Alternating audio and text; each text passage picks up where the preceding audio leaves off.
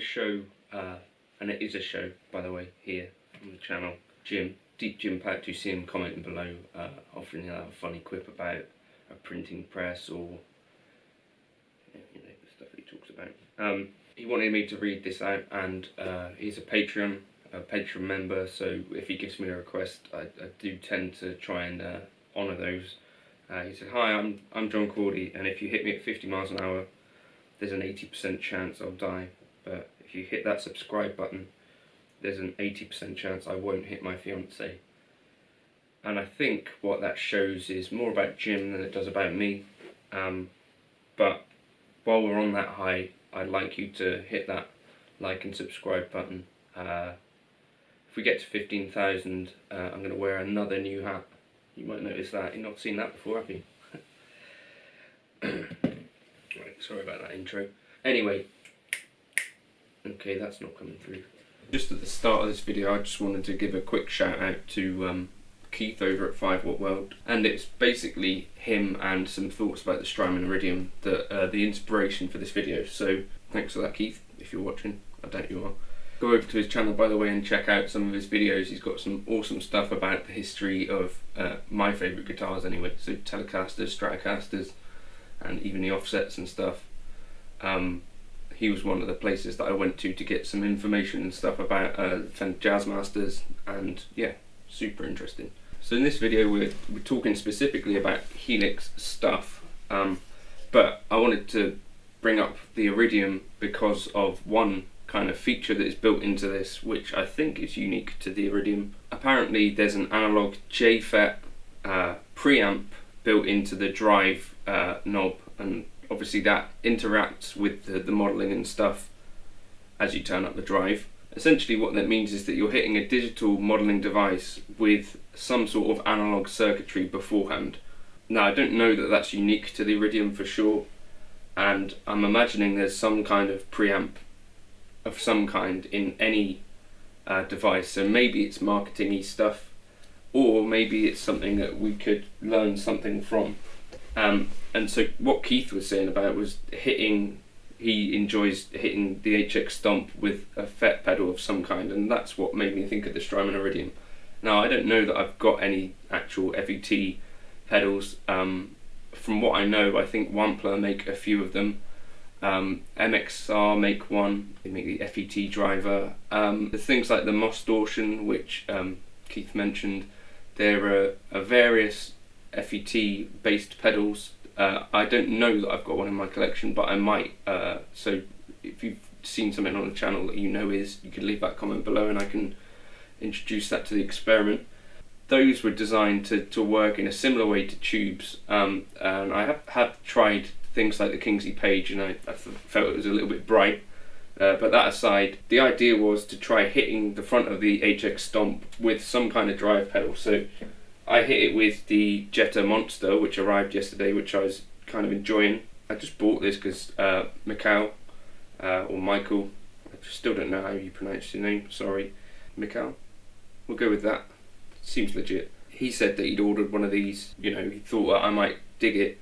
I think this is based on the GS124, two sides of that basically, and the Allen Hines connection with Jetta pedals is what made me think, oh, I'll give that a try. But yeah, super impressed with it. But so one of these clips is using that into the HX STOMP, and then the other clip is using the Ibanez TS10. I think the point to say is these aren't particularly unique or special pedals, but they are analog pedals that are doing something. Putting a gain stage before your HX STOMP that is analog might be a way forward, and potentially might get you something that you were missing. This isn't a particularly special patch aside from the freezing and stuff. Hopefully you could see, but I was doing pressing the freeze button occasionally to change the freeze. But yeah, people in the real amp world do this sort of thing. I think John Mayer has always on kind of gain stages in front of his amps, whether that's a Katana Boost or something like that. The idea here is maybe to set your gain low on whatever pedal you're using, and maybe just boost the input slightly, or even if you have it at unity gain, but I think it is doing something. I guess we could just do a quick demo. So even if we are just boosting the front of the HX Stomp, that's going to be doing something. So here's without the boost.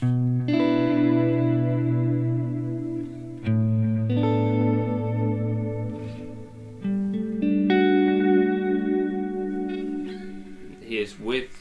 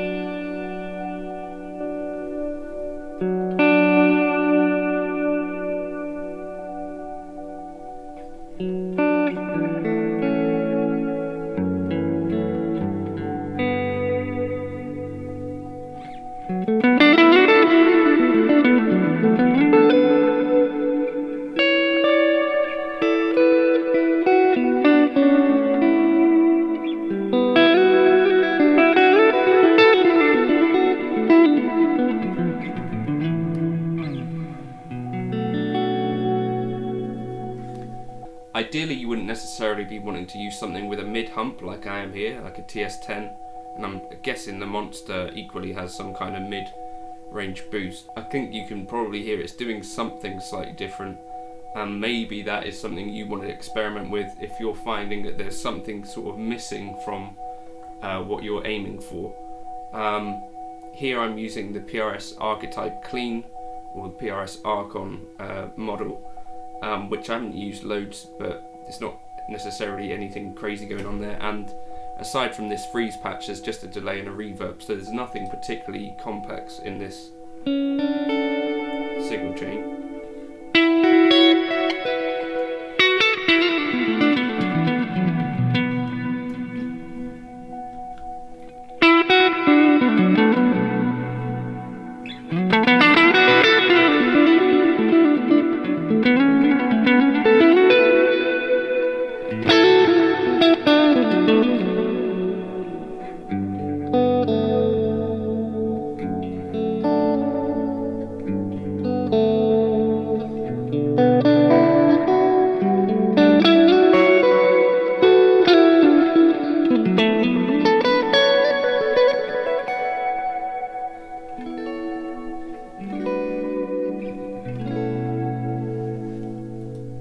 It's obviously not a completely clean guitar sound anymore, but I think it's still a tone that could work.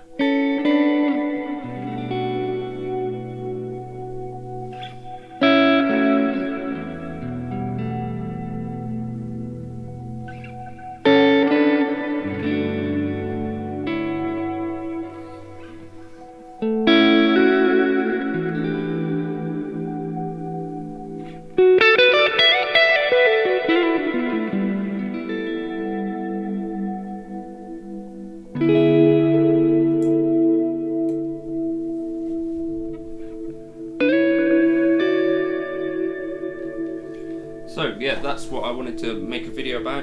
There's going to be a bunch of playing now in this video, but something to just give it a try. This preset, by the way, is from my Freeze bundle, which I'll give a link in. Most of the presets work with an expression pedal, but this one was designed to work with just a switch. In case you wanted to do some of this freezing stuff for like practice or performance, whatever, I kind of like it. This one's got quite a lot of movement within it when you use the momentary switch, but you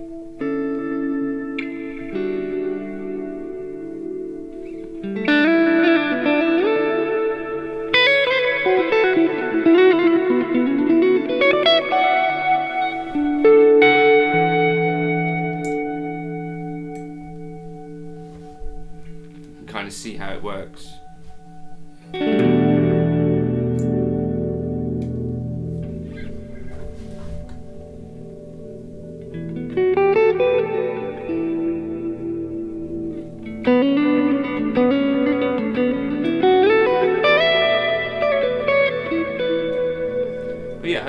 vaguely interesting. Thank you for stopping by. If you got anything out of this video, could you give it a like and subscribe? If you wouldn't mind heading over to Keith at 5 Watt World and saying thank you for the inspiration for this video, because it's something that I want to try a bit more. Obviously I've had the Strymon Iridium for nearly a year now, and kind of all of the fun with the Strymon Iridium was pairing it with other pedals. So I think maybe it's time to share some of that love around with the Helix and try and find one pedal that I might potentially use as an always-on pedal in front of all my Helix patches, just to add in some of that kind of analog feel, maybe. Let me know what you think. Cheers.